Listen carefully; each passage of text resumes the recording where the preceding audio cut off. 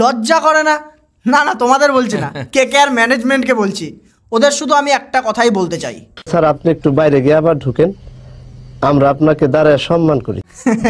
কোথায় 2024-এর চ্যাম্পিয়ন আর কোথায় 2025-এ এসে কত নম্বরে ফিনিশ করছে? 8 নম্বরে এসে ফিনিশ করছে।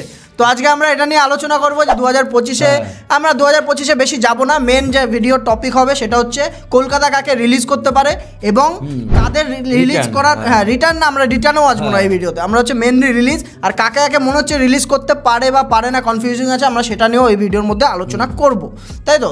তো আমরা যদি আগের টিম থেকে আমি একটু ছোট্ট ভূমিকা দিয়ে নিচ্ছি যাদের মনে নেই আর কি আগের ইয়েতে।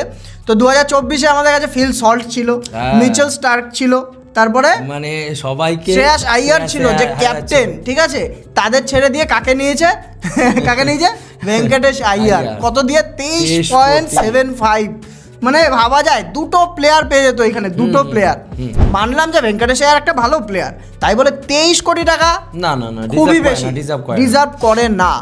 তো আপনারা নিশ্চয়ই একটু হালকা পাতলা আশঙ্কা করছেন রিলিজ প্লেয়ারের নামে সবার প্রথমে কার নাম থাকতে পারে, ঠিক আছে? 100% সবাই ধরে নিয়েছে।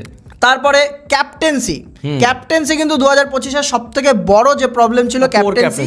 আমাদের টিম করা হয়ে গেছে কেকেআর এর, কিন্তু জানে না যে ক্যাপ্টেন কে। সবাই ভেবেছিল ভেঙ্কটেশ আয়ার ক্যাপ্টেন হতে পারে যেহেতু এত টাকা দিয়ে রিটার্ন করেছে, কিন্তু ভেঙ্কটেশ আয়ারকে কনসিডার করেনি। ভেঙ্কটেশ আয়ার যেখানে নিজে বলেছিল যে আমি ক্যাপ্টেন্সির জন্য একদম এক পায়ে রাজি আছি। I do have it in me to be a leader and that's why the management has trusted me with the role, so yeah, I hope it comes off good. সেখানে কাকে করা হয়েছিল? আজিনকে রাহানেকে। কিন্তু আজিনকে রাহানের একটা ব্যালেন্স ছিল অ্যাপ্রোচ, ঠিক আছে? Balance approach ছিল। ও কিছু ম্যাচে ভালো ক্যাপ্টেন্সি করেছে, কিছু ম্যাচে একদমই বাজে করেছে। মেন হচ্ছে এক্সপিরিয়েন্স, T20 ক্যাপ্টেন্সি অন্যরকম। মানলাম টেস্টের ভালো ক্যাপ্টেন, ওডিআইতে ঠিক আছে, এসব সব ঠিক আছে, কিন্তু একটু অ্যাগ্রেসিভ থাকা। কিন্তু আমি একটা টিম বানাচ্ছি, এত মানে ম্যানেজমেন্ট, এত মানে এক্সপিরিয়েন্সড ম্যানেজমেন্ট, সেইখানে এত বড় ব্লান্ডারটা কি করে করতে পারে যে আমি এখানে ক্যাপ্টেনই নেই, আমার টিম বানানো হয়ে গেছে। কি বলতো, ওই একটা এফেক্ট কিন্তু মানে কোচ, যে কোচ ছিল, যে কোচ ছিল জি ভাই, এমনই কোচিং করলো যে ইন্ডিয়া টিমের কোচ হয়ে গেল। মানে ওইটা এফেক্ট পড়ে গেছে। সেটা ওই যে কোচ ছিল, যে প্রেজেন্ট যে কোচ, হ্যাঁ ওই তোর কে ছিল জানো?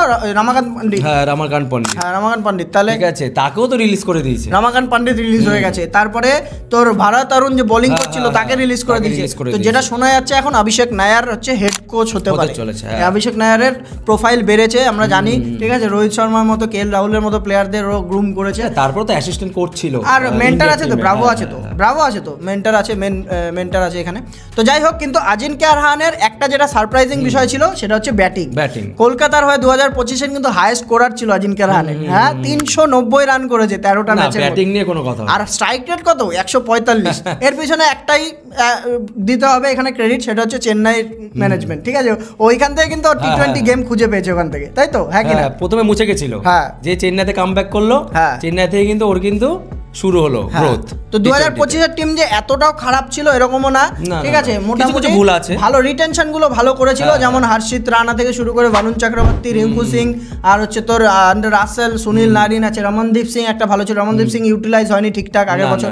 রিঙ্কু সিং তোর ইউটিলাইজ হয়নি ঠিকঠাক। রিঙ্কু সিংকে 4 নম্বরে নাম এখনো বলছি, কিন্তু আমরা এগুলো নিয়ে পরের ভিডিওতে আলোচনা করবো, যেখানে টিম হবে, রিটেনশন লিস্ট আসবে, এগুলো নিয়ে রিভিউ করবে অবশ্যই। তো রিটেনশন যারা করেছিল তারা তো বললামই। তো মেন যে প্রবলেম ছিল আগের বছর সেটা হচ্ছে ওপেনিং পেয়ার। ওপেনিং কিন্তু ফ্লপ ছিল, পুরোপুরি ফ্লপ। কাকে নামাবে বুঝতে পারছিল না। একবার ভেঙ্কটেশ আয়ার, একবার ফিলসল তো ছিল না, একবার হচ্ছে তোর কুইন্টন ডিকক, একবার সুনীল নারিন, একবার রাহানে, একবার গুরবাজ। কাকে নামাবে কাকে বুঝতে পারছিল না, জগা খিচুড়ি হয়ে গেছিল। তার আগের বছর একবার মনে করে দেখো সবাই, যে ফিলসল্ট আর সুনীল নারিন কি ওপেনিং দিয়েছিল, মিস তো করেছে ভাই ফিলসল্ট। তো 3 ওভারে 50 52 এরকম, বাপ রে কোনো আশেপাশে। এবারেও তো দেখালো, লাস্টবারে তো আরসিবি তে গিয়ে দেখালো ফিলসল্ট, আর এবার পুরো শেষ। মানে 50ও মানে পার্টনারশিপ করেছে, একটাও ম্যাচ যায়নি যেখানে 50 প্লাস পার্টনারশিপ হয়েছে, একটাও ম্যাচ যায়নি। তাহলে আইপিএল এর মেন হচ্ছে টার্গেটই থাকে প্রথম 6 ওভার, মেন পাওয়ার প্লেতে টার্গেট থাকে। সেখানে কলকাতা পুরোপুরি ফেল। তোর সুনীল নারিন আর রাসেল, মেন বোলার তো সুনীল নারিন আমাদের। সুনীল নারিন 8টা উইকেট পেয়েছে মাত্র 12টা ম্যাচে। রাসেল রান পায়নি, 167 রান করেছে রাসেল টোটাল, তাহলে এইগুলো করলে কি করে একটা ম্যাচ জিততে পারবে? তো যাই হোক, আমরা এবার আসবো হচ্ছে রিলিজ প্লেয়ার কাদের কাদের করতে পারে। 15 তারিখে লিস্ট দিয়ে দেবে, তার আগে আমরা একটা অ্যাজাম্পশন করে নিচ্ছি আর কি নিজেরা মিলে। তো প্রথম যে রিলিজ প্লেয়ারটা হতে চলেছে, আমি এখানে আশা করছি আপনাদের আর বলতে হবে না, ভারতবর্ষে যদি 140 কোটি লোকের মধ্যে মানে 120 কোটি জানে আগে রিলিজ করতে 23.75 কোটি দিয়ে যে প্লেয়ারটা কিনেছিল ভেঙ্কটেশ আয়ার নামে, তাকে কিন্তু প্রথমে রিলিজ করতে চলেছে কলকাতা। একদম দুটো প্লেয়ারের কিন্তু দাম পেয়ে যাবে এটা দিয়ে। প্রথম যে আমার রিলিজ আসছে কে আসছে? ভেঙ্কটেশ আয়ার। তারপরে আসছে দুটো মানে কি বলবো, মানে অকম্মা ফাস্ট বোলার, আইপিএল তো চলেই না, জীবনে একটা পারফরমেন্স করতে পারলো না। এক হচ্ছে অ্যান্ড্রে নোকিয়া, আর হচ্ছে স্পেন্সার জনসন। তুমি অস্ট্রেলিয়ার পিছে, সাউথ আফ্রিকার পিছে বড় তুমি ওইটা আর কি, কিন্তু এইখানে চলবে না। তো 23.75 ফাঁকা হবে ওদিক দিয়ে। অ্যান্ড্রে নোকিয়াতে হচ্ছে তো 6.5 crore, ভাবতে পারিস এত টাকা ফাঁকা হয়ে যাবে। আর হচ্ছে তো জনসনের 2.8, মানে এদের দুজনকে মিলে 9.3 crore ফাঁকা হয়ে যাবে একদম, মানে এটা কনফার্ম ছাড়ছে একদম, মানে তিনজন মিলে 30 কোটি। হ্যাঁ, তারপর আরেকটা প্লেয়ার আমি যেটা দেখছি এখানে, সেটা হচ্ছে মঈন আলী। মঈন আলী, এখানে মঈন আলীকে ছেড়ে দেবে। আমাদের তো ওই শুধু 2-1 ওভার স্পিন করে, আর ব্যাটিং এ সেরকম কাজ নেই। Spin allrounder, fast bowling allrounder হলে কাজ ছিল, ঠিক আছে। যার জন্য আমি রোবম্যান পাওয়েলকে এখানে রেখেও দেবো, যে ব্যাকআপ অ্যান্ড্রু রাসেলের ব্যাকআপ হিসেবে আমি এখানে রেখে দেবো। তোর মঈন আলী আসছে, 2 কোটি ফাঁকা হয়ে যাবে। আর একটা নাম আসছে, সেটা হচ্ছে রহমতুল্লাহ গুরবাজ। হ্যাঁ, আমরা কিন্তু এখানে কুইন্টন ডিককে রাখছি টিমের মধ্যে, তার কারণ আমি বলছি, এটা কারণটাও কি, রহমতুল্লাহ গুরবাজ কিন্তু ও ব্যাপক ডাউনফল এসছে ওর, ও কিন্তু সেই ফর্মে নেই আর। কলকাতার হয়ে যে খেলাটা দেখিয়েছিল 1 বছর 2 বছর, ফাইনালে এসেও খেলেছিল 2024-এ, না একদম ফ্লপ যাচ্ছে এখন রহমতুল্লাহ। ওডিআইতে অন্যরকম, টি20তে কিন্তু পুরোপুরি ফ্লপ, এশিয়া কাপে পুরো ফ্লপ ছিল। হ্যাঁ, ওর জায়গায় ইব্রাহিম জাদরান বরঞ্চ। যাই হোক, আমরা ওইসব টপিকে যাবো না আর। তো গুরবাজ, এই ছিল আমাদের মোটামুটি বড় প্লেয়ারদের যারা রিলিজ করতে পারে। এইটা হচ্ছে কলকাতার রিলিজ প্লেয়ার, মানে তার মানে কি একটা বড় অ্যামাউন্ট নিয়ে কিন্তু বসছে, হ্যাঁ ব্যাপক বড় অ্যামাউন্ট নিয়ে বসবে। আর টার্গেট একটা ছোট টিজ করে দিতে চাই আমি, ওদিক দিয়ে হেনরিক ক্লাসেন ফ্রি হতে পারে। হ্যাঁ, তাহলে কিন্তু ডিককে ছেড়ে, যদি হেনরিক ক্লাসেন ফ্রি হয় তাহলে কিন্তু ডিককে ছেড়ে দেওয়ার চান্স আছে। 3.8 crore দিয়ে তোর ইয়েকে কিনেছিল কুইন্টন ডিককে, তাহলে কিন্তু একে ছাড়ার চান্স আছে। যদি না বেরোয় তাহলে কোনো ব্যাপার না, ওদিকে ক্যামেরন গ্রিন আছে, বড় বড় হট প্রপার্টি আছে এখানে, ঠিক আছে সবাই। আর যদি কে রাহুল চলে আসে একবার, তাহলে তো ইন্ডিয়ান উইকেট কিপার ব্যাটসম্যান দরকারও, তাহলে আর কোনো কথাই নেই, ঠিক আছে। দেখা যাবে 15 নভেম্বরের রিটেনশন লিস্ট তো পাওয়াই যাবে। আর কিছু কিছু প্লেয়ার আছে যেটা মনে হবে যে এর তো থেকে কোনো কাজ নেই, কিন্তু রিলিজ করে দিতে পারে।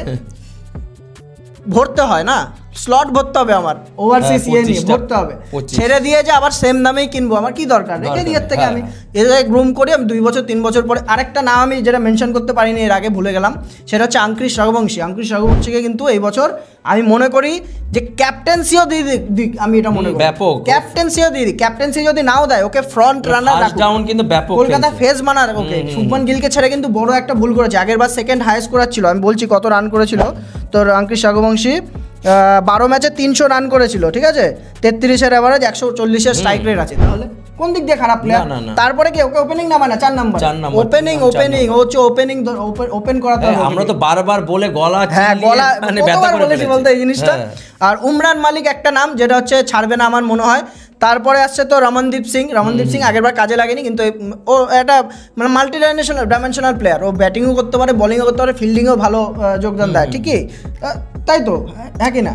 দেখ, একটা বলার বা একটা ব্যাটসম্যান কিন্তু শুধু ব্যাটিং এ রান করবে আর বোলিং এ মানে বল করবে, কিন্তু একটা অলরাউন্ডার কিন্তু হ্যাঁ সব দিকে কোনো না কোনো দিকে একটা পারফরম্যান্স দিয়ে দেবে। আর কলকাতা যাদেরকে রিটেন করে বা যাদেরকে রাখতে চায় টিমে, অত সহজে ছাড়ে না। কলকাতা, মুম্বাই, ঠিক আছে, এই দুটো টিম আছে আমি দেখেছি, সহজে কিন্তু প্লেয়ার ছাড়ে না। রিঙ্কু সিংকে 6-7 বছর ডাগ আউটে রেখে 2018 থেকে রেখে 2023-এ গিয়ে লাস্টের ম্যাচ খেলিছে, 24 থেকে রেগুলার করে এখন হচ্ছে ধামাকাদার মানে ফিনিশিং হিসাবে খেলছে, ফিনিশার। তো আপনারা এই ছিল রিটেন তোর রিলিজ লিস্ট, ঠিক আছে। তো আপনারা বলবেন যে আপনাদের কি মনে হয় এর মধ্যে কেউ ইনক্লুড হতে পারে কিনা, বা হচ্ছে এখানে আপনাদের মনে হয় যে কেউ আমরা বেশি বলেছি যে হয়তো হবে না, আপনারা কমেন্ট করে জানাবেন অবশ্যই।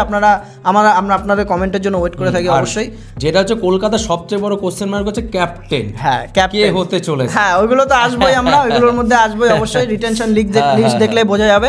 তো এই ভিডিও কেমন লাগলো অবশ্যই কমেন্ট করে জানাবেন, আপনাদের থটও জানান কমেন্টসের মধ্যে, আপনারা কি বলতে চান যে রিলিজ প্লেয়ার নিয়ে। তো এই ভিডিও ভালো লেগে থাকলে লাইক করুন, চ্যানেল সাবস্ক্রাইব করুন, ইউ নো দ্য ড্রিল, ঠিক আছে। নতুন করে বারবার করে বলবো না, আমি সুদীপ্ত এবং ও শান্তনু আপনাদের জন্য আপনার খিদমত মে হামেশা হাজির হ্যাঁ। আজকের মতো বাই।